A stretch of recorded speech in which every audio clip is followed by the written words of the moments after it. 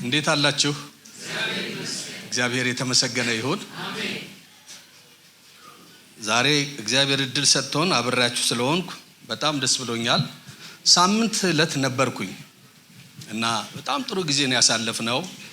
ቄሱ ጥሩ ቃል ነው ያካፈለን እና በጣም ነው ልቤ የተነካው።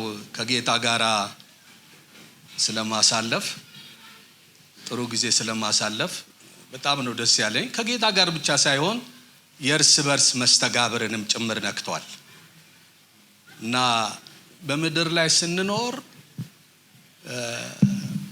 በቃ ህይወት ማለት ይኸው ነው። ሳምንት እንደተማርነው ነው። ከእግዚአብሔር ጋር መነካካት ብቻ ሳይሆን ከሰውም ጋር መነካካትም ነው። እግዚአብሔርን በወደድነው ልክ ሌላውን መውደድ መቻል። እግዚአብሔርን ወዳለው ስለ ሌላው ግን ማለት አይቻልም። ዮሐንስ በጣም አጠንክሮ የነገረን እኔ እንዲህ ብዬዋ፣ ወንድሞች ሆይ አታካብዱ እና እግዚአብሔርን መውደዳችሁን የማውቀው በቃ ሌላውን ስትወድ ሳይ ነው። በቃ አለቀኩ እና በጣም ነው ልቤ የተነካው። በቀይ በአረንጓዴ በሁሉ አስመሬበት ነው የሄድኩት። እግዚአብሔር ይመስገን። ዛሬ ደግሞ ከኔ ጋራ በማርቆስ ወንጌል ምዕራፍ 4 ጥቂት የሆነን የእግዚአብሔርን ሐሳብ እንከፋፈላለን። አገልጋይ ወንድሞቼ ከፊት ስላላችሁ ስላየኋችሁ ደግሞ በጣም ደስ ብሎኛል። እኔ ተጉዤ በመጣሁባቸው ጎዳናዎቼ ረጅም ዘመን ነውና በብዙ ነገር ተጸጽቼ አውቃለሁ። በወሰንኳቸው ውሳኔዎች በጣም ጸጽቶኝ አውቃለሁ። ባላደርግ ኖሮ ባልወስን ኖሮ ብዬ በጣም ብዙ የተጸጸትኩባቸው ጸጸቶች አሉኝ። እንደምታውቁት አልዋሻችሁም። እኔ በጣም ሐቀኛ ነኝ። የኔ ፕሮቶኮል የተሰማኝን ሰውን ማይጎዳ ከሆነ መናገር ነው እና ግን በእነዚህ ሁሉ ዓመታት እግዚአብሔርን በማገልገሌ ግን ጸጽቶኝ አላውቅም። በጣም በምድር ላይ ካሉ ሰዎች እድለኛ ማን ነው ቢባል አንዱ እኔ ነኝ እላለሁ። እግዚአብሔር ይመስገን። ለምን? በጣም ማንነቴን ስለማውቀው እና አንድ ምለው እግዚአብሔር በሰው ይጠቀማል። እግዚአብሔር በእኔ መጠቀም ከቻለ በማንም ይጠቀማል ብዬ ተስፋ አደርጋለሁ። ከልቤ ነው የምነግራቸው። እግዚአብሔር በእኔ ከተጠቀመ በማንም መጠቀም ይችላል። ስለዚህ እዚህ ጋር ቆሜ ሳገለግል የሆነ ብቃት አይሰማኝም። ክርስቶስን እቆጥራለሁ። እንዲህ ብቃታችን ክርስቶስ ነው እና ከሱ ነው መቁጠር የምጀምረው። ከሱ መቁጠር ስጀምር ኃይለኛ ነኝ። ወደ ራሴ ሳይ ግን ፈሪ ነኝ እና እፈራለሁ። በክርስቶስ ሆኜ ሳያችሁ ነው እንጂ ድፍረት የሚሰማኝ እንዲሁ ፈሪ ነኝ። ዝም ብለህ ካየኸኝ ልሮጥ ሁሉ እችላለሁ። ይህ ሰውዬ ምን አስበው ነው ብዬ። ማርቆስ ወንጌል ምዕራፍ 4 እንደምታውቁት መድኃኒታችን ኢየሱስ ክርስቶስ ከቁጥር 1 ጀምሮ እስከ 35 ድረስ ስለ ዘር ተናገረ። ዘሩ አንድ ነው፣ የልብ አይነት ግን ልዩ ልዩ ነው ብሎ ቢያንስ 3 አይነት ነገር ተናገረ። እኔ ስለሱ አይደለም፣ ዘሩ አንድ ነው ግን የወደቀበት ቦታ ለማፍራቱ ትልቅ ምክንያት እንዳለው ተናገረ። ችግሩ ከዘሩ አይደለም ከወደቀበት ስፍራ ነው ብሎ ስለ ልብ ጥሩ ነገር ሰው እንዲያስብ ተናገረ እና ቃል ነው የነገራቸው ቃል ነው። በዛ ልብ ላይ የተዘራው ቃል ነው እና እኔ ዝም ብዬ ሳስብ ያ የተዘራው ቃል የተነገረው ቃል በደንብ ይቀበሉት አይቀበሉት፣ ጥሩ ልብ ላይ ይውደቅ አይውደቅ ያሳየው ማርቆስ ምዕራፍ 35 እስከ 41 ላይ ባለው ከደቀ መዛሙርቱ ጋር በተጓዘው ጉዞ ነው የሚታየው። አሁን ይታያል ጉዱ። የቤተ ዘመዱ እዚህ ጋር ነው። አድማጭ ነው። ሲያደምጡ አንድ ላይ ነበሩ። ግን ቃሉ በምን አይነት ልብ ላይ እንደወደቀ እንዴት እንደተቀበሉት የሚፈትሽ አንድ ተግዳሮት መጣ። እንደምታስታውሱት ጌታ ኢየሱስ ክርስቶስ ደቀ መዛሙርቱን ጠራቸው። ከእያንዳንዱ ቢዝነስ ከሚሰሩበት ስፍራ ሁሉም የተጠሩ የጌታ ደቀ መዛሙርት ስራ ፈት አልነበሩም፣ ስራ ነበራቸው። የነበራቸውን ስራ ለሚበልጠው መንግስት ግን ተዉ እና በአጭር ቃል ያላቸው ተከተሉኝ የሚል ነው። ተከተሉኝ። ሌላ ምንም ማስተባበያ አላረገም፣ ታምር አላረገም። የሆነ ነገር ተከተሉኝ ነው ያላቸው። ምን አይነት ስልጣን፣ ምን አይነት መማረክ የሚችል ክብር ነው በላዩ ላይ ያለው። እና ተከተሉት። የኋላ ታስታውሱ እንደሆን እኛ ሁሉን ትተን ተከትለናል አሉ። ጥያቄ የጠየቁት በኋላ ነው። የመጀመሪያው ግን ተከተሉኝ የሚል ነው። እና ይሄን ጌታ ተከተሉት። ምን እንደሚያገኙ ሳያውቁ ተከተሉት። ውጤቱን ግን ለጌታ ተዉት። ጌታን በመከተል ውስጥ ውጤት ለጌታ ይተዋል እንጂ የኔ ስራ መከተል ነው። በዓለም ላይ ትልቁ ስራ ምንድነው ካላችሁ ጌታን መከተል። በቃ ቅድም ስላለ መክሰር ተናግረው ነበር። ጌታን መከተል። እምነት ሁሉ ጊዜ ውጤት ተኮር አይደለም፣ ታዛዥ ነው። በመታዘዝ ራሱን ይገልጣል፣ ውጤቱን ለጌታ ይተዋል። እግዚአብሔር ይመስገን። እና ተከተሉኝ አላቸው። ከጌታ ጋር ሆኑ። እንደምታውቁት ተከተሉኝ የሚለው ሐሳብ እሱ ከፊት እነሱ ከኋላ መሆን ብቻ ሳይሆን በጣም የጠበቀ ህብረት ነው። አብሮ ማሳለፍ፣ አብሮ መኖር ነው። ያለ ገደብ የሆነ ግንኙነት ነው ጌታን መከተል ማለት።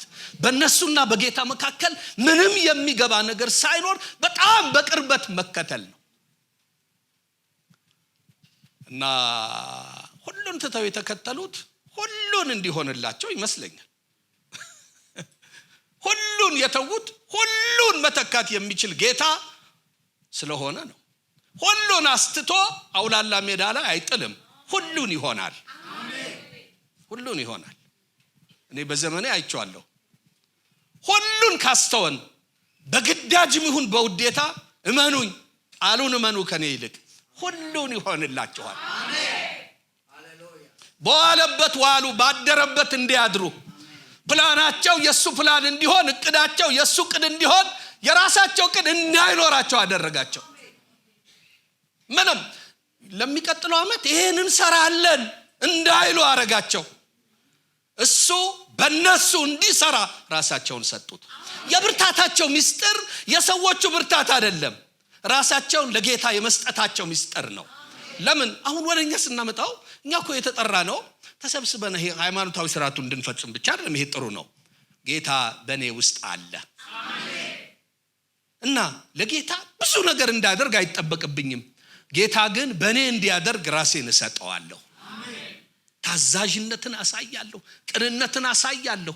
ያለ ገደብ ራሴን ለሱ ሰጠዋለሁ። ያን ጊዜ ፈቃዱን ይፈጽማል። እኔ ከሰራው እኔ ነኝ ምሰራው። ጌታ ከሰራው ግን ጌታ በእኔ ሰራ ነው የሚባለው። እኔ ሰራሁ ብለን ጳውሎስ እንዴት ነበረ በምንና በኤልዋሪቆን አረ ቄሶች እርዱኝ፣ ምንድነው ሮሜ ላይ ከኤልዋሪቆን ጀምሮ ጌታ በእኔ ከሰራው ስራ በቀር የሚል ነገር አለ። ምቆጥረው ነገር ጌታ ራሴን ሰጠሁት፣ ጌታ በእኔ ሰራ እና ክሬዲቱ ለሱ ነው። እና የራሳቸው ፕላን እንዳይኖራቸው አደረጋቸው። ጌታን ተከተሉት።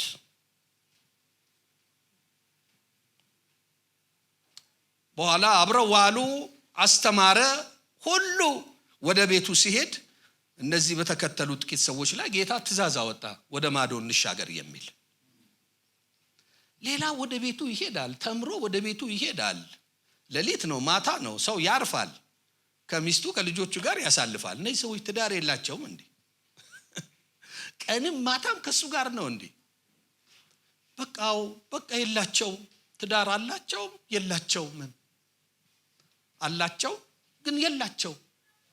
እና ትዳራቸው እሱ ነው፣ ትእዛዝ የሚያወጣው እሱ ነው። ሌላ ወደ ቤቱ ሲሄድ ከፈለገ ተምሮ ከፈለገ ተፈውሶ ከጌታ የሚገኘው ነገር ቀጨም አድርጎ ይዞ ሲሄድ እነዚህ ሰዎች የሚፈልጉትን ማድረግ አይችሉ። ደስ ይለኛል የእግዚአብሔር መንግስት፣ የገባሁበት መንግስት ፍላጎቱን እንጂ ፍላጎቴን ላደርግ ነፃነት ስላልሰጠኝ፣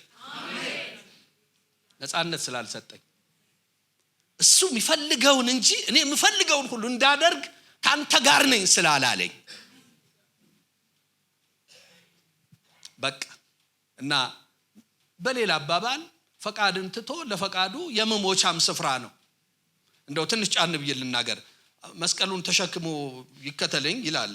ታስታውሱ እንደው በቃ መሞቻውን ተሸክሞ ነው የሚሄደው። የጌታ ፈቃድ በፈጸማችሁ ቁጥር ወደ ሞት እየሄዳቸው ነው። ወደ መስቀል እየሄዳቸው ነው። በቃ ይኸው ነው።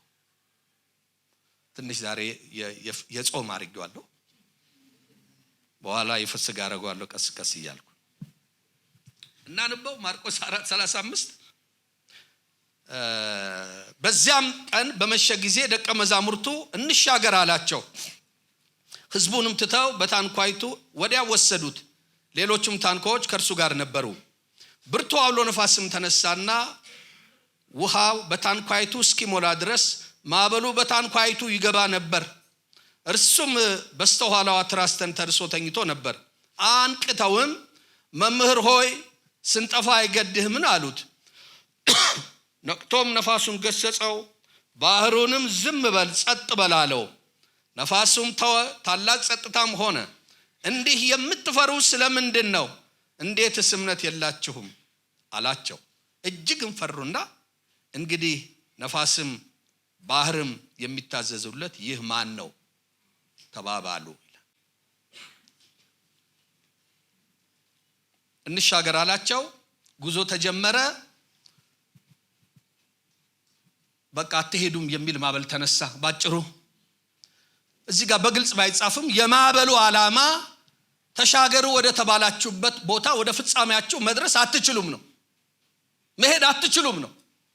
ምንም እንኳን ጌታችሁ የተከተላችሁት ጌታ ተሻገሩ ብሎ ቢልም ቆሜ ሞቼ እኔ እያለሁ ወደ ፍጻሜያችሁ መድረስ አትችሉም ነው። እዚህ ጋር አልተጻፈም፣ ግን ሐሳቡ ለምን ካላችሁ ከተሻገሩ በኋላ አንድ ትልቅ ስራ ነው የሰሩት። ምዕራፍ 5 ስታዩ ሌጌዮን የሚባል ባጋንንት የታሰረ ሰው ነፃ ወጣ። ስለዚህ ባህሩን አቋርጦ መሻገር ተራ ዝም ብሎ ወደ ማዶ መሻገር አይደለም፣ ለስራ ነው፣ በዓላማ ነው። እና ከልካዩ ይመስለኛል እኔ ምናልባት እሱ ውስጥ ያለው ሰውዬ ይሆን ወይ ሁሉ ላለው ቀኑ እንደደረሰ ስላወቀ የመከላከል ስራ ይስራ እንጂ መሻገራቸው አይቀሬ ነው። እና ወደ ግባቸው አትሄዱም ነው። በተነገረው ቃልና በመንገዳቸው መካከል ከልካይ መነሳቱ ነው። ይፈተናል ጉዳዩ።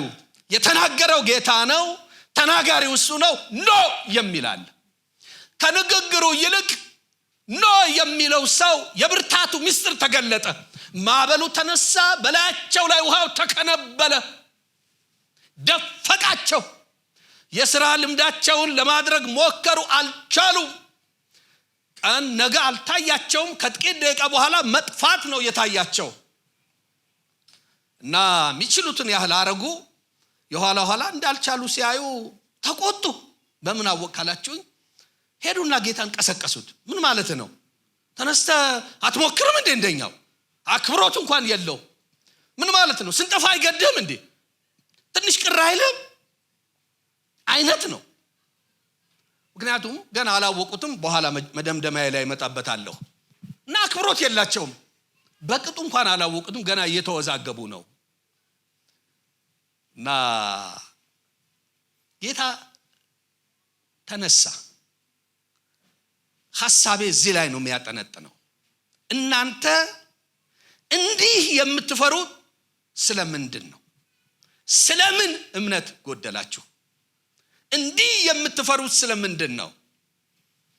ሁልጊዜ የፍርሃት ምንጭ የእምነት መጉደል ነው። በእግዚአብሔር ላይ ያለን እምነት ከፍ ሲል ፍርሃት ዝቅ ይላል። በእግዚአብሔር ላይ ያለን እምነት እየተሸረሸረ ሲመጣ ፍርሃታችን ያይላል። ስለዚህ የድፍረትም የፍርሃት ምንጭ እግዚአብሔርን ከማወቅ ጋር የተገናኘ ነው። ከጌታ ጋር በጣም የጠበቀ ህብረት ሲሰምር ፍርሃት አይደለም የሚሰማን፣ ድፍረት ነው። ችግሩ እያለ ማለት ነው። በጣም ጉዳይ እኛ ከጌታ ጋር ያለን ነገር ሲላላ ፍርሃት ይከበናል። በእኔም እንዳየሁት እና ያን ጊዜ ቶሎ ብዬ ወደ ጌታ ፊት ነው የምወድቀው። እግዚአብሔር የኃይል የድፍረት እንጂ የፍርሃት ምንጭ አይደለም። እና ፈሪ ልብ ላለው ወደ ጌታው ይጠጋ። የምትፈሩት ማስደንገጥ ማስፈራት ያለው እግዚአብሔር ብቻ ይሁን አይደል ሚለው፣ ሌላው አይደለም። እና ጌታ የጠየቃቸው ጥያቄ ማዕበሉን ከመገሰጹ ይልቅ የነሱን አስተሳሰብ ነው የመታው። ያነጣጠረው በእነሱ እምነት ጉዳይ ላይ ነው። ስለምን እምነት ጎደላችሁ? በሌላ አባባል እንዲህ ቀኑን ሙሉ ስንማር አልነበረም እንዴ? የተማራችሁ ትምህርት እኮ ነው አሁን ፈተናው እየተፈተነ ያለው። ትምህርታችሁ ልክ ይሁን አይሁን፣ ይግባችሁ አይግባችሁ፣ ተረዱ አትረዱ፣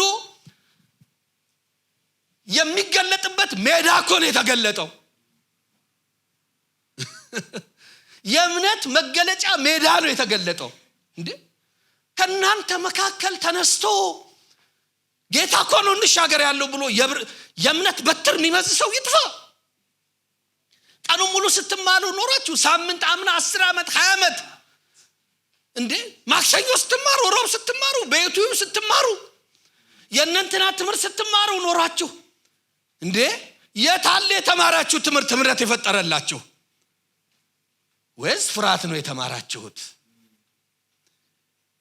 የጌታ ትምህርት ወደ እምነት ያመጣል። ምክንያቱም የምንሰብከው የእምነት ቃል ነው። ሳይኮሎጂ አይደለም፣ የሰው አስተሳሰብ አይደለም፣ የሰዎች የታላላቅ ሰዎች ንግግር አይደለም። የምንሰብከው ቃል የእምነት ቃል ነው አይደል? የሚለን እምነት እንዲኖራችሁ አትጨነቁ፣ የጌታን ድምፅ ቃሉን ስሙ። ቃሉን ስትሰሙ ቃሉ እምነት በእናንተ ውስጥ ይፈጥራል።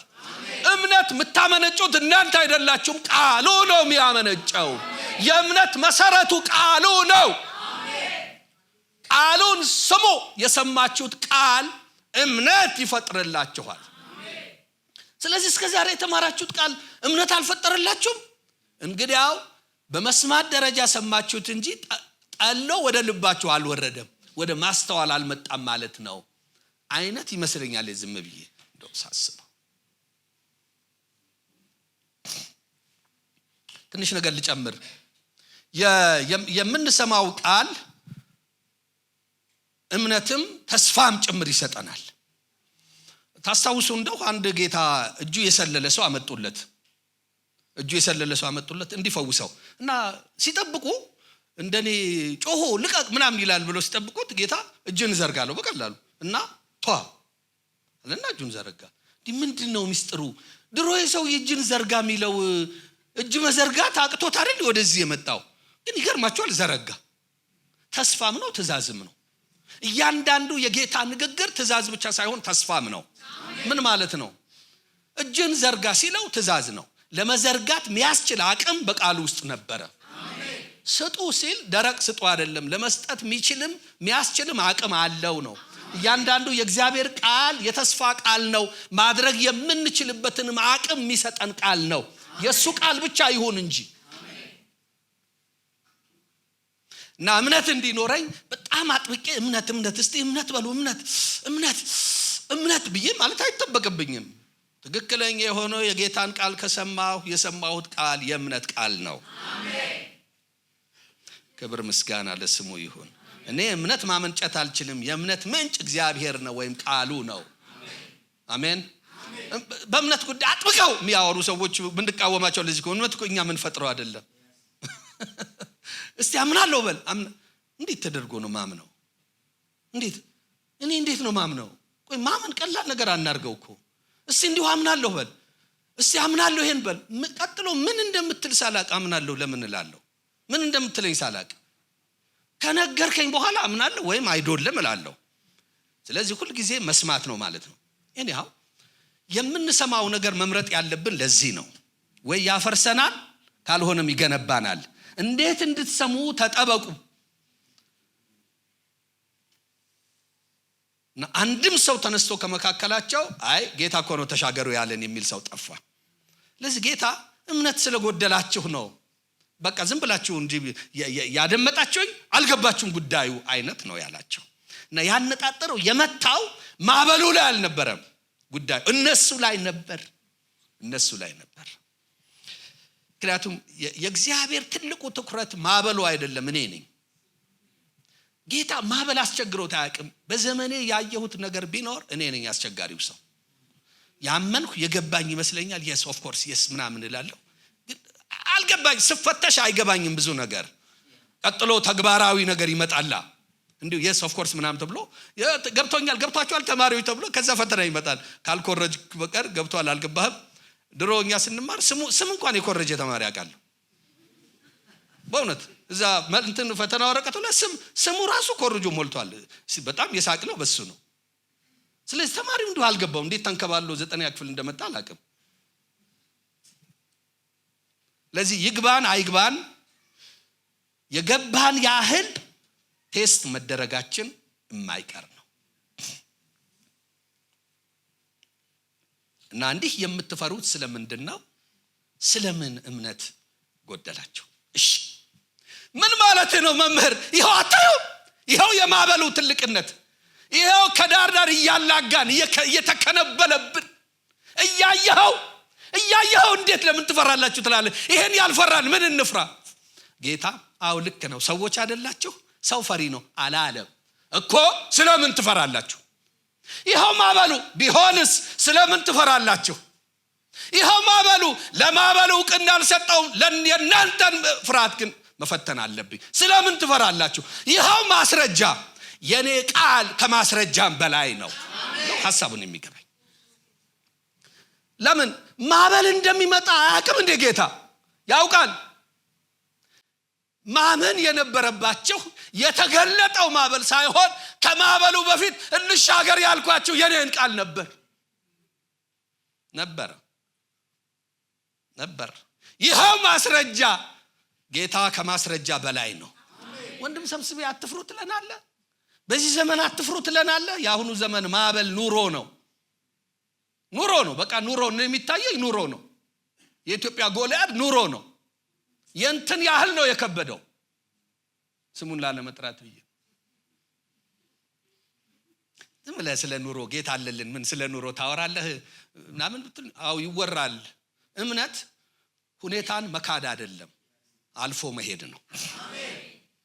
ማዕበል የለም ማዕበሉ አለ፣ ጌታም አለ ማለት ይሄ ነው እምነት። ስለ ኑሮ ከባድነት አታውራ። ለምንድን ነው ማላወራው? ለምን አላወራ? እንዴት አላወራ? ስለሱ ትልቅነት ብቻ አውርቼ አልቆምም። አልፌ ግን አያለሁ። ለምን ጌታ ከዚህም በላይ ነው እንድል ነው የሚያደርገኝ።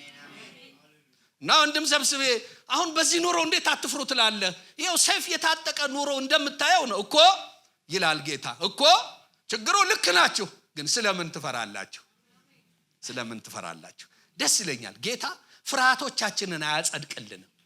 ይኸው የፈራሁት እኔ እኮ ጌታ ሆይ የፈራሁት በጣም ተጎድቼ ነው። አይገርምም? እኔ እኮ ሰውን ማላም ነው ፈሪ ሆንኩት። በጣም ብዙ ሰዎች እኮ ስለጎዱኝ ነው እኮ ተጠንቀቅ እንጂ ለምን ትፈራለህ? ጥንቃቄ ጥሩ ነው፣ ግን ፍርሃት ጮሆ ማይወጣ ሰይጣን ነው። እሺ ይኸው እያየኸው ኑሮ ተወዱ። አንድ ቀን መንገድ ላይ 10 ብር አየሁ። ወክስ አረግ የእግር ጉዞ በጣም አረጋለሁ። አየሁት፣ ልቤም አልጓጓም። ዝም ብዬ ሄድኩ። ምን ታመጣለህ አሁን? ይባረሰ ባለ 10 ብር የሚፈልግ ሰው ያንሳ። እኔ ምን ያደርግልኛል?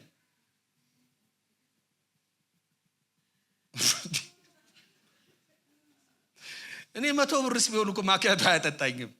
ስለዚህ ቀጥሎ አድጋለሁ። 100 ብር ማይቶ ወደ መሄድ ይኸው እንዲህ በሆነበት አትፍሩ ትለናለህ እንዴ?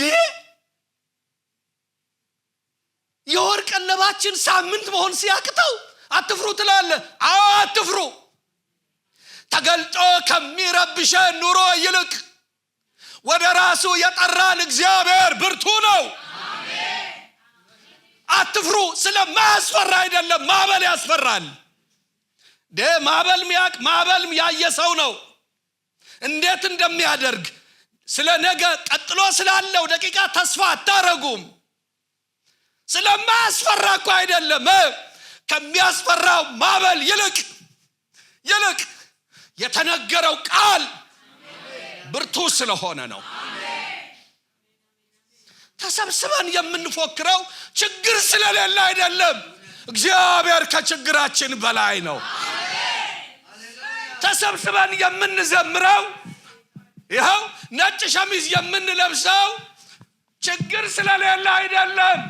ችግሩ ጥቁር አያስለብሰንም፣ አያሳዝነንም። የጠራን ጌታ ብርቱ ስለሆነ ነው። በእርሱ እንጓደዳለን፣ በእሱ እንመካለን። ከሚያሳድደን ብርቱ ነገር ብርቱ ወደ ሆነው ጌታ እንሸሻለን። መሸሻ ስላለን ነው። ነግረነው ልባችን ርፍ የሚልበት ጌታ ስላለን ነው። ጸሎቱን ቢመልስልንም ባይመልስልንም ከነገርነው ይበቃናል።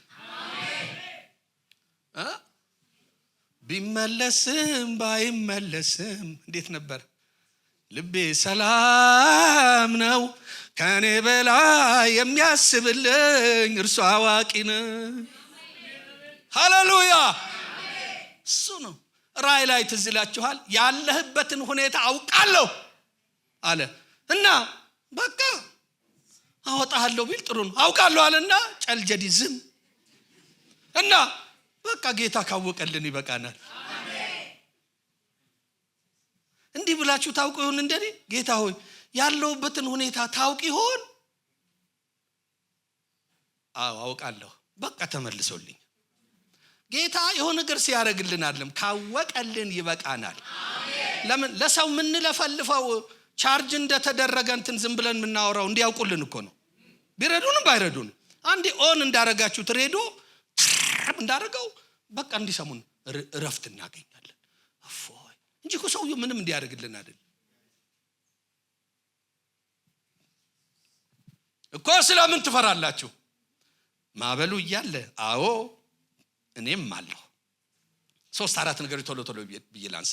አንዱ ጌታ ያነሳው ኑ እንሻገር ነው ያለው። እንሻገር ነው ያለው። ሐሳቡን ያመጣው እሱ ነው፣ እነሱ አይደሉም።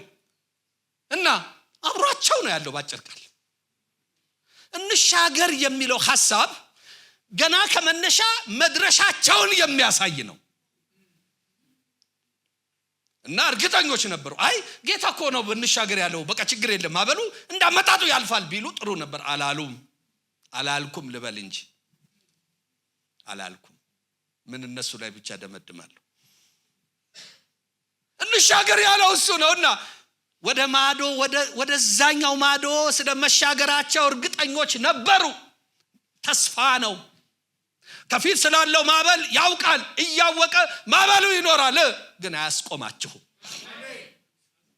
በየደረሳችሁበት የሚነሳው ችግር አያስቆማችሁም። እኔ ደስ ይለኛል ጌታ ተከታትሎ እያንዳንዱን ችግር እንደ ጸረ ፖሊዮ ክትባት ዘመቻ አያስወግድም። አንድ ቃል ይነግራችኋል፣ ትወራጫላችሁ፣ ቃሉ ተሸክሞ ያደርሳችኋል። እንወድቃለን፣ እናመነታለን፣ ተስፋ እንቆርጣለን። በነገራችን ላይ ጌታን የምንማረው በእነዚህ ሂደቶች ውስጥ ነው። በመውደቅ በመነሳት፣ በፍርሃት በማመንታት፣ በለቅሶ ተስፋ በመቁረጥ፣ በብዙ እንባ በብዙ ሐዘን ውስጥ ነው ጌታን የምንማረው። በእንዲህ አይነት ውስጥ ነው የምንማረው። ስነ መለኮት ትምህርት ቤት ገብተን ከተማርነው ሰባኪ ከሰበከን ስብከት ይልቅ በህይወት ጎዳና የተማርነው እግዚአብሔር እውነት ነው። እውነት ነው። በጣም ፈርቼ ነበር፣ ግን ቀድሞ ጌታ ተናግሮ ነበር። ብፈራ የሆነው የጌታ ቃል ነው። ማዕበሉ አይደለም የሆነው፣ የጌታ ቃል ነው የሆነው። ስለዚህ እንሻገር ያለ ጌታ ችግር ሲመጣ እንደ ፍጥርጥር ሁን ሚል አይደለም። ሐሳቡን ያመጣው እሱ ነው። ትንሽ ነገር ልናገርና እዚህ ጋር ልቋጫው ይህን ሐሳብ። አሁን ጌታ ነው የጠራንኛ። እስቲ ጌታ ወደ ዘላለም መንግስቱ ህይወት እንዲጠራው በጣም አሪፍ ሆኖ ጌታን የፈለገ እጁን ያሳይ። አሪፍ ሆኖ በጣም አሪፍ ጌታ እንዲጠራው ጥያቄ ግልጽ ላድርገው። እጃችሁን አታውጡ እንዲሁ ለጠቅላላ እውቀት አልነበርንም ነው ባጭር ቃል። ጌታ እንዲጠራን ወደ መንግስቱ እንዲጠራን እኛ ምንም ያደረግነው ሜዞ ምንም ነገር የለም። በእውነት ምንም አላደረግንም። እንደውም ኃጢአተኞች፣ አመፀኞች፣ ሙታኖች ነበርን። የሱ ድምጽ ሙታንነታችንን ቀሰቀሰው፣ ከሙታን አስነሳን፣ ህይወት ሰጠን፣ በመንግስቱ ውስጥ አስቀመጠን። እንደ አንድ ባለማረግ ሰው ቆጠረን እና በቃ እንቀጥላለና አልወዛገብም። እጠፋለሁ አልጠፋም በህይወቴ ዘመን አስቤ አላውቅም።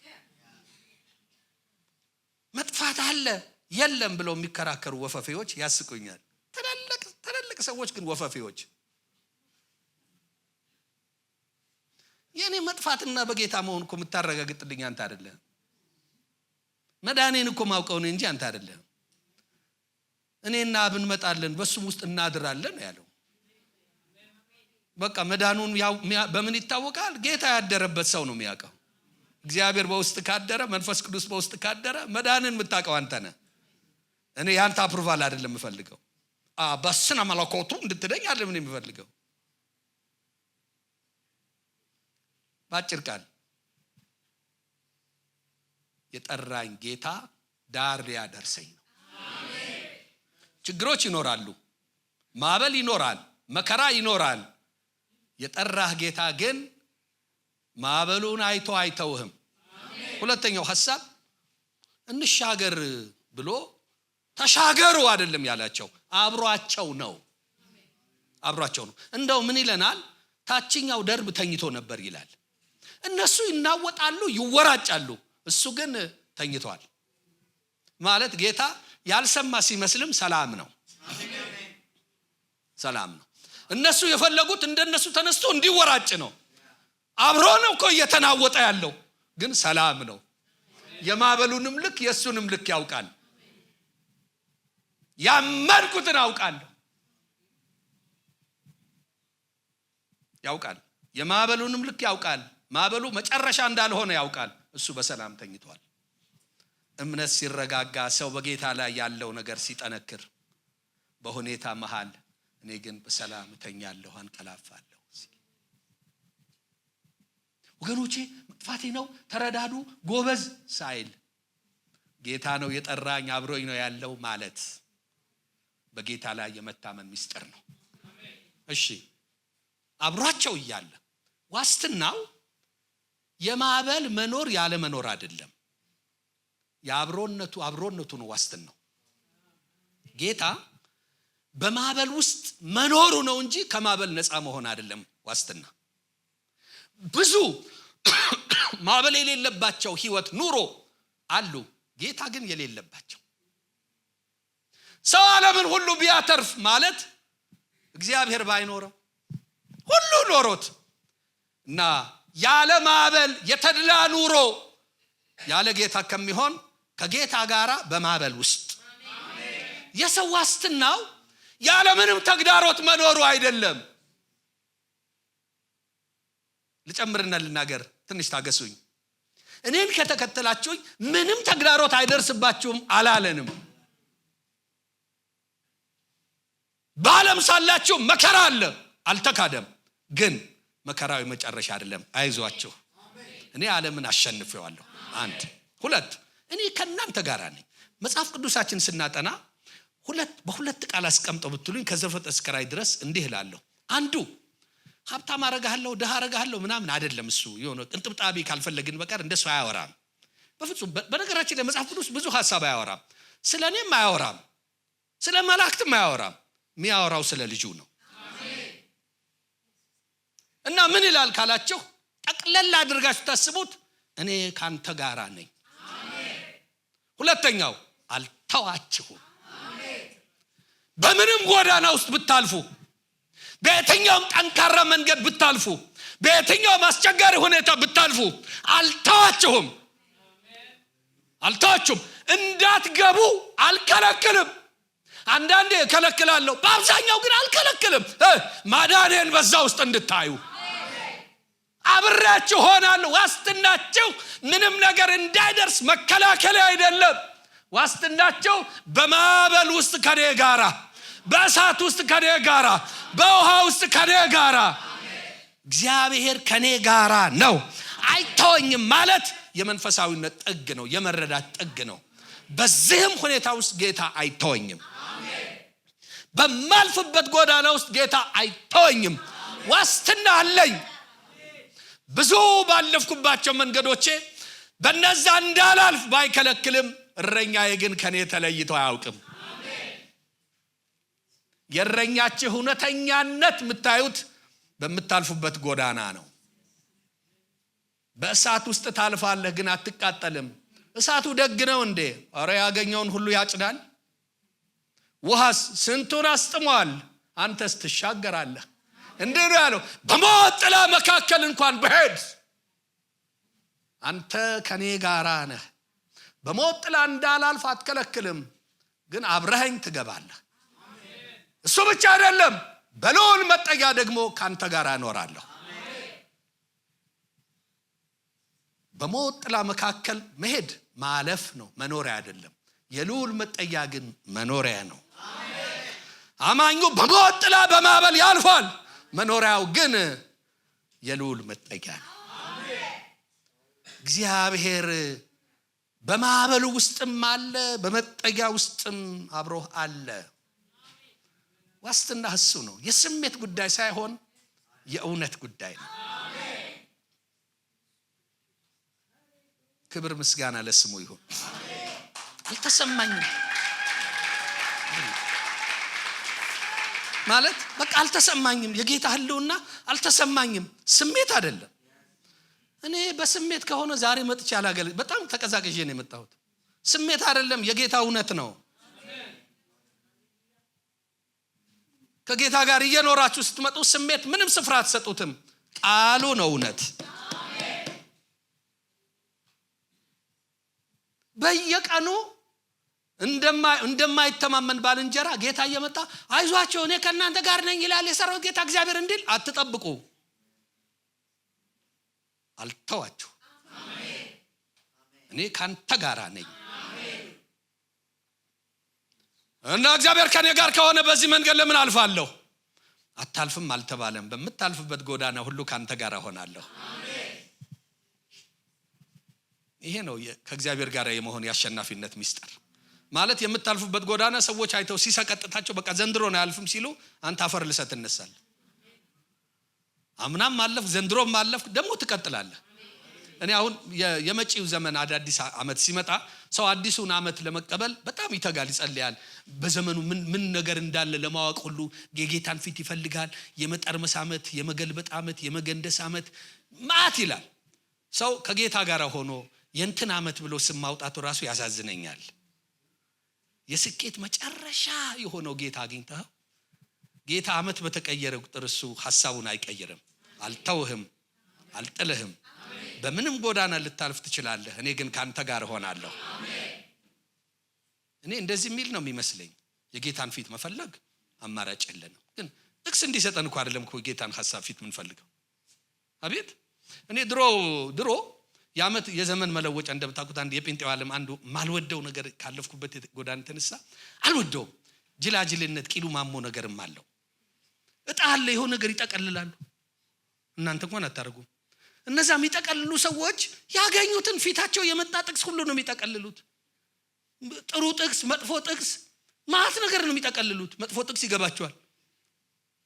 እኔ አሁን ከእስራኤል ካለው በብሉይ ኪዳን ትንቢት ተነስተ ለነሱ የተነገረው ነገር ጠቅልለ ብትሰጠኝ እኔ እዛ ውስጥ ምን አገባኝ ወንድሜ?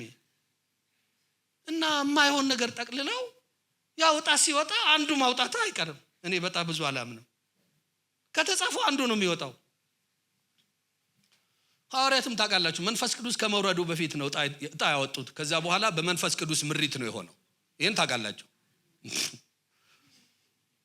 እኔ በጣም ጥሩ ያልሆነ ጥቅስ ወጣልኝ በእውነት። እና እሱን አንድ ወንድም ጻፈውና ግድግዳ ላይ ለጥፈው አለኝ። አንድ ሰለሞን የሚባል ጥሩ እጅ ጽሁፍ የሚጽፍ ነበረ። እሱ ጻፈልኝ፣ በክላሴር ለጠፍኩት። በቃ አመቱን ሙሉ ሂሳቡን አወራረድኩ። ሰው እንዲሁ ባለማወቅ ሰው የሰጠውን ችግር ይጠራል።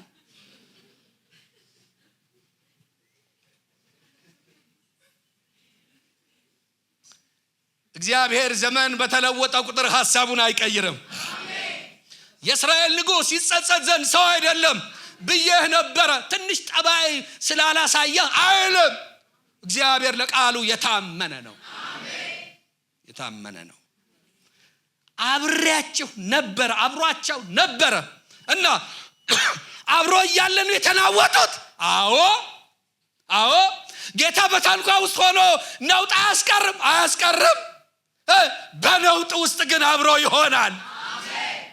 እሺ ስሙኝ፣ እንደዚህ ልቋጨው ይሄን። እሺ ተናወጡ። የነውጡ መጨረሻ ሞት ቢሆንስ? እሺ ቢሞቱስ? በቃ ይሙቶ የተጠሩ ተከተሉኝ ወዳላቸው ጌታ አይደል? የጥሪያቸው ግብ ጌታን መከተል አይደል? ከሱ ጋር መሆን አይደል? እና በማበሉ ቢጠፉስ? ይጥፋ፣ ጌታዬ ባለበት ነው መሆነው። እኔ እኮ መንግስተ ሰማያት የመግባት አባዜ የለብኝም። ኢየሱስ ሲኦል ከተገኘ እዛ ነው ምገባው። ሲኦልም መንግስተ ሰማያትም የህይወቴ ግብ አይደለም። የህይወቴ ግብ ያነጣጠረው በጠራኝ ጌታ ላይ ነው።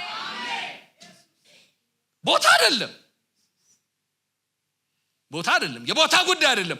መንግስተ ሰማያት የሆነው እሱ ስላለበት ነው። ካልሆነ እሱ የሌለበት ቤተ መንግስት ይልቅ ጌታ ያለበት በረት እመርጣለሁ። እሱ ነው ዋናው። እና ጌታ ችግሩን አላስቀረም።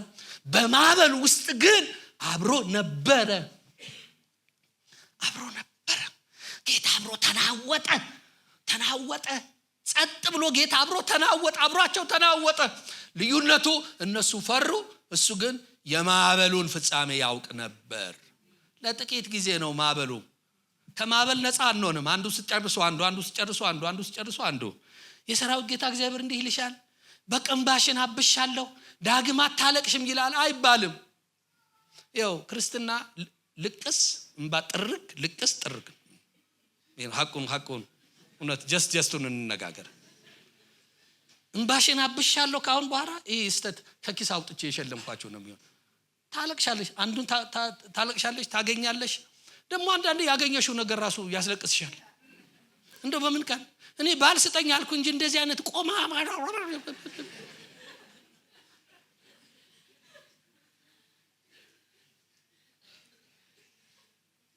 ከችግር ከለቅሶ ነፃ አንሆንም።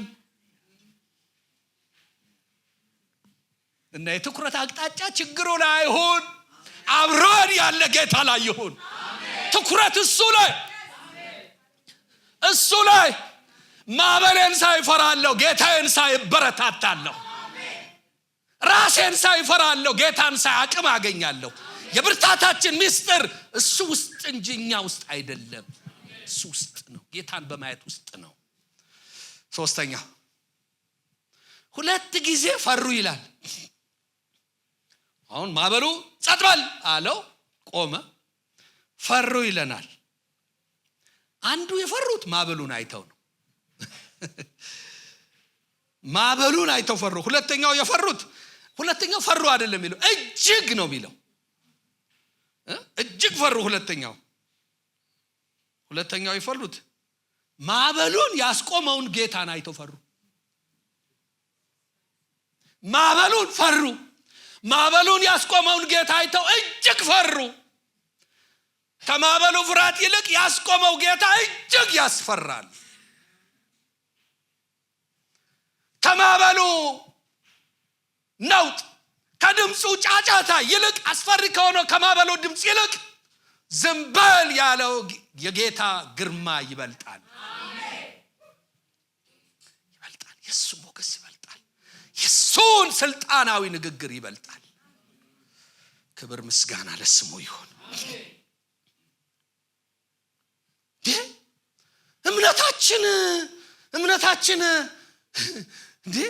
እምነታችን ታች ወርዶ ነውጥ እንሞታለን ብለን በአንድ ጊዜ ዝም ያስብሏል። አዎ በጣም ይገርማችኋል። ነውጥ ማዕበል እምነትን አያመጣም፣ እምነታችንን ግን ይገልጣል።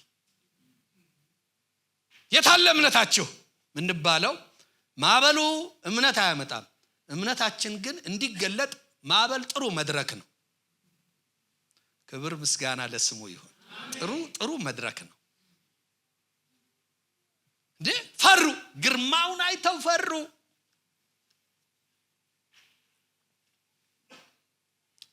የመጀመሪያው ፍርሃት ችግሩ ላይ ነበር ትኩረታቸው። ሁለተኛው ፍርሃት ግን ክርስቶስ ላይ ሆነ። እይታቸው ነው የተቀየረው። መጀመሪያ ማዕበሉን አዩ፣ አሁን እይታቸው ተቀየረ ክርስቶስ ላይ። የሥጋ ለባሽ አይን ሁሉ ክርስቶስ ላይ።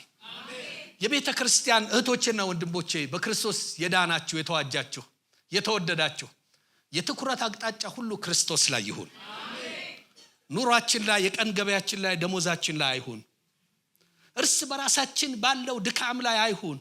በወንድምህ ላይ የተያየህ አይሁን። በመፈራረድ አይሁን። ክርስቶስ እሱን ነው። እሱን ተመልከተው። እንደውም የዕብራውያን ጻፈ እንደሱ አይደል 12 ምዕራፍ ላይ የእምነታችን ጀማሪና ፈጻሚ የሆነውን ኢየሱስ ክርስቶስን ተመልክተን የሚለው ሐሳብ አንድ አይደለም፣ እየተመለከትን ነው። ስለ ሩጫንም እንሩጥ። እንዴት እንሩጥ? ኢየሱስ ክርስቶስን እየተመለከትን እንሩጥ። እሱ ከፊታችን አለ። ክብር ምስጋና ለስሙ ይሁን። ትኩረት ማዕበሉ ላይ ሳይሆን ኢየሱስ ላይ። ማዕበሉ ላይ ሲሆን ይለቀሳል፣ ኢየሱስ ላይ ሲሆን ግን መጽናኛ ነው። እሱ በአብ ቀኝ ተቀምጦ ታዛቢ አይደለም፣ የጸጋ ተራዳኢ ነው። እሱን ስትመለከት ኃይል፣ ክብር ይወርዳል፣ ብርታት ይገለጣል። አይናችን እሱ ላይ እናድርግ። ትኩረት እሱ ላይ ይሁን። የመዝሙራችን፣ የስብከታችን፣ የጸሎታችን፣ የህይወታችን፣ የኑሯችን እያንዳንዱ እንቅስቃሴያችን ትኩረት ጌታ ላይ ይሁን። መዝሙራችን ጌታ ላይ ይሁን። መዝሙር ወደ ጌታ ወይ ስለ ጌታ እንጂ ወደ ሰው አይዘመርም። ወደ ሰብስቤ አይዘመርም። ወደ ሰው አይዘመርም። ወይ ስለ ጌታ ወይ ወደ ጌታ። እስቲ ይሄን አርጉና ህልውናው መምጣቱን ቼክ አርጉ። ወደኛ ስንዘምር እግዚአብሔር ጨልጀድ የሚል ይመስለኛል። በል ተወጣው። ስለ ራስህ ነው አይደል የምትሞዝቀው? እየዘፈንክ ነው አይደል? አሁን የሽማግሌ ሆኛለሁ። መዝሙርም ሁሉ ነገር ሴሌክቲቭ ነኝ በጣም። አሁን አንዳንድ ቦታ ለሰብክ ሲሄድ ልክ ያልሆነ መዝሙር ይዘምራሉ። በቃ እኔ ማስመሰል አልችልም። ታውኩ፣ ነፃ ወጣው፣ ጌታ ፈወሰኝ። በቃ ዝም እላለሁ። ጌታ ሲመለክ የሚቃወም ሰይጣን ብቻ ነው ይሉኛል። ሰይጣኑ አንተ ነህ እንዳልል ክርስቲያን ነኝ። ዘም ጌታ የሚተባበረን እሱ ልብ ውስጥ ያለውን ስናረግ ነው። አሜን። ሲጨምሩን አሜን በሉ። ትኩረት ወደ ክርስቶስ። ሁሉም ቅዱስ ቅዱስ ቅዱስ ያለህና የነበርክ የምትመጣው ጌታና አምላክ እያሉ ቅዱስ ቅዱስ ሲሉ የተሸመደደ ቃል አልነበረም። ቅዱስ ሲሉት እያዩት የመላእክት የሰዎች የሁሉ ትኩረት ታረደው ጌታ ላይ ነበረ። ትኩረት ሁሉ ወደ ኢየሱስ። ትኩረት ወደ ሰው፣ ትኩረት ወደ እኔ፣ ትኩረት ወደ ራሳችን አይደለም፣ ወደ ኑሯችን አይደለም። ትኩረት ወደ ክርስቶስ። እሱ ሁሉን አሸንፎ ድል ነስቶ በአብ ቀኝ ተቀምጧል። እኛንም ወደዛ ነው የሚስበን። እየሮጥን ነው ይሄን ዓለም ትተን በመንፈሳዊ ዓለም ሩጫ ላይ ነን እና በአብ ቀኝ ሆኖ አይዞህ እየደረስክ ነው አይዞህ ሚለን ጌታ አለ። አይዞህ ጥቂት ነው የቀረ ሚለን ጌታ አለ። እንዳታቆም ጥቂት ነው የቀረ። ይኸው በሚገጥሙ ተግዳሮት እንዳትደክም፣ ይኸው ጸጋዬ፣ ይኸው መንፈሴ፣ ይኸው በጀቱ። አንተ የምትኖረው ኑሮ ስለሞላ አይደለም። ኑሮ ስለጎደለ አትሞትም። ኑሮ ስለሞላ አትኖርም። በጸጋዬ በመንፈሴ ነው የምትኖረው እና ሩጫህን አታቁም። ብትደክምም አረቄ እንኳን ብትጠጣ አቧራህን አራግፈህ ሩጥ። ክብር ለስሙ ይሁን። ለምን ወደ ራሱ ነው የሚስበን እሱ። ለምን ሩጫው እሱ ጋር ስንደርስ ነው የሚያቆመው። ለምን በሩጫ ሜዳ ብንወድቅ ብርቅም ድንቅም አይደለማ። በወደቀው ዓለም ነው ያለነው እና አይታዘበንም። አቧራችን አራግፈን እንድንሮጥ ጸጋ ይሰጠናል። እሱን እያየን እንሩጥ። ትኩረት እሱ ላይ እናድርግ። በፈገግታ ነው የሚያየን። ወድቀን እንኳን ፈገግ ብሎ ነው የሚያየን። አይዞህ በእውነት አይፈርድብንም። አንተ 6 ወር ትቀጣኝ ይሆናል እንጂ እሱ ፊቱን ቅጭም አድርጎ አያውቅም። አሁንም የማይለወጠው ጌታ በፈገግታ ነው የሚያየን። ክብር ምስጋና ለስሙ ይሁን። እንሮጣለን፣ አንቆምም።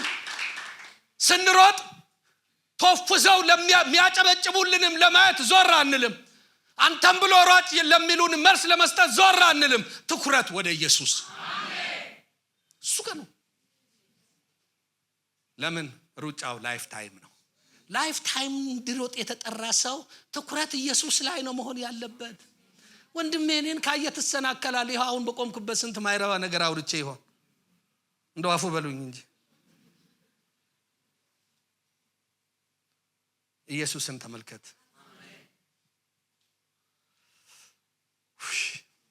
ክብር ሁሉ ለኢየሱስ ይሁን። ስለዚህ የመጀመሪያ የፍርሃት ምንጭ ችግሩን መመልከታቸው፣ ሁለተኛው ፍርሃት ግን ክርስቶስን ተመልክተው ነው። በመጀመሪያ ማዕበሉ ትልቅ ነበር። ሁለተኛው ግን ማዕበሉ ሳይሆን ኢየሱስ ተለቀ።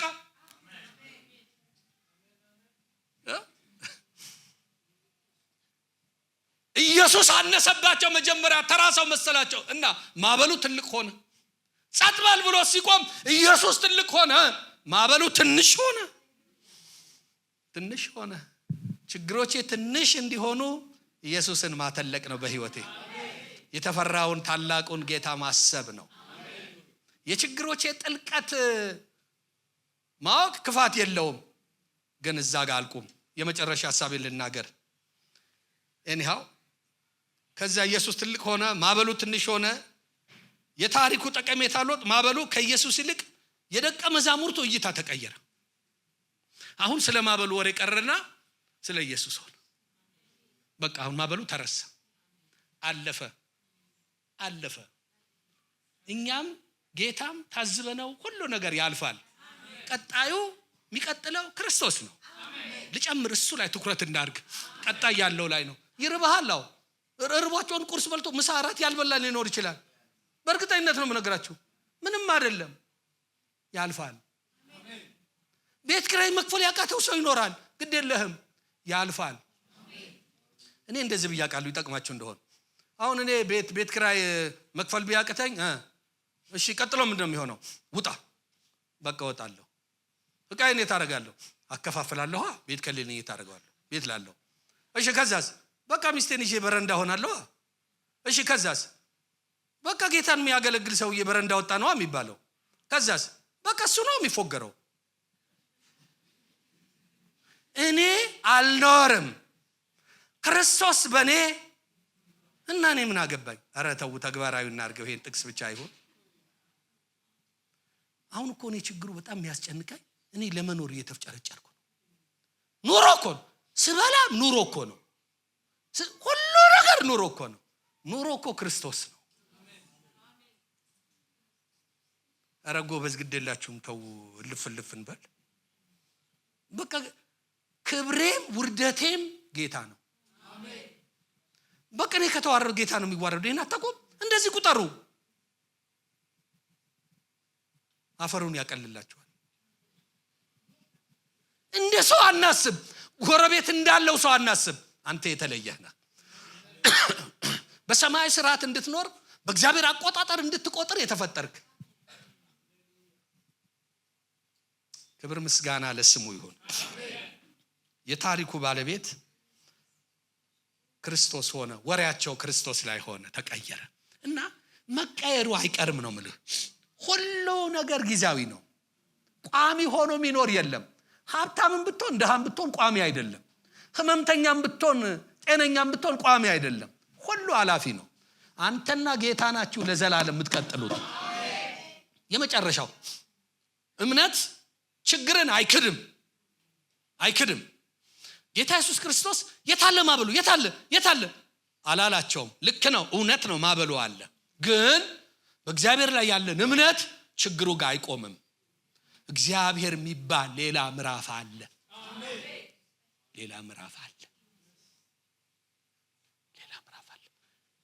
አብርሃም እኮ የሳራን ማፀን የሱን ሙት ሰውነት በጥልቀት ነው የመረመረው። አልካደም። በጥልቀት የሳራ እድሜ ቆጠረ። 99 ስንት ደፍናለች? 00 ገባች እንዴ? አንድ ብቻ ቀር። የሱንም ይቆጥራል የሷንም ይቆጥራል። ከዚህ በኋላ አይቻልም። እያያት ነው፣ እያየችው ነው። ይተያያሉ። ድሮ አባቴ ምን አለኝ፣ የሆነ ባልና ሚስት አብረው ከልጅነታቸው ጀምረው ተጋብተው አረጁ። ያውቋቸዋል። አረጁ በኋላ ልጆቻቸው ፀሐይ እንዲሞቁ ደጅ ያወጣቸዋል አቅፈው ተራ በተራ። ደጅ ካወጣቸው በኋላ አንድ ቀን ተያዩና የት ነበር የምንተዋወቀው ተባባሉ አለ። የት ነበር ማውቅሽ ተባባሉ።